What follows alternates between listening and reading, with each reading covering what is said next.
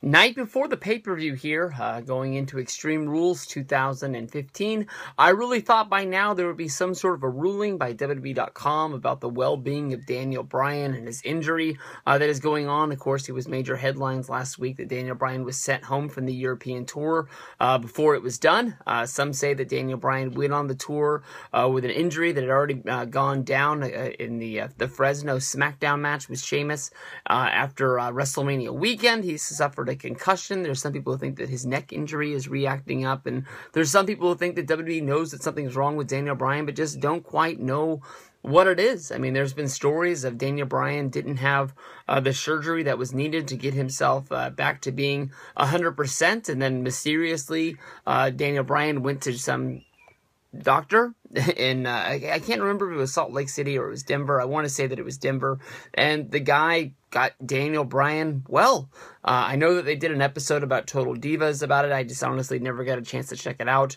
But I think everybody, when Daniel Bryan said he was making his return and he was going to wrestle in the Royal Rumble, I think that everybody was fired up and everyone was excited to see Daniel Bryan come back. He was such a big story at the beginning part of 2014 with him, being a favorite to win the Royal Rumble, and then when it came down to it, Triple H didn't even give him a number. They worked that into the storyline, and next thing you know, Daniel Bryan sets up an angle where if he beats Triple H at WrestleMania 30, he's able to wrestle in the main event against Batista and Randy Orton in the spot that he thought he deserved.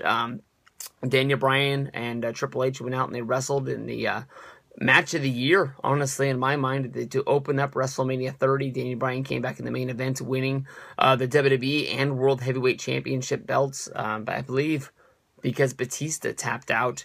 And then, shortly after that, he fell into just bad luck with his father dying and basically the injury that took him out for I would guess somewhere around 8 to 9 months before him making his return. Did he come back too early?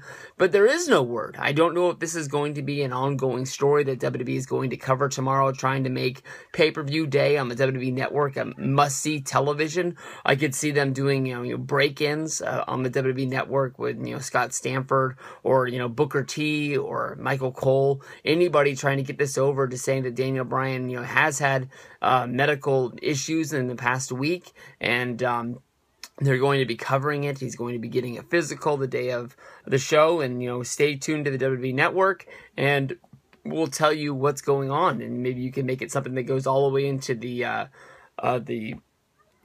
pre-show, which is going to be featuring the New Day versus Cesaro and Kid, and it really makes that a must-see television. The only question is who watches the WWE Network all day on the live stream. I'm guessing that they could be sending out tweets to make sure you turn it on and see what's going down. I have gone on the WWE Network on the day of pay-per-views, and I don't know if they do it anymore, but they were for a while showing the year before's pay-per-view, the right before the kickoff to Extreme Rules went down. So it sort of got you a good feel about watching last year's show before going into this year's show. I don't know if they do that anymore. Sometimes I see them doing it, sometimes I don't. But I'm not home a lot on pay-per-view day, so I'm not 100% sure what they do.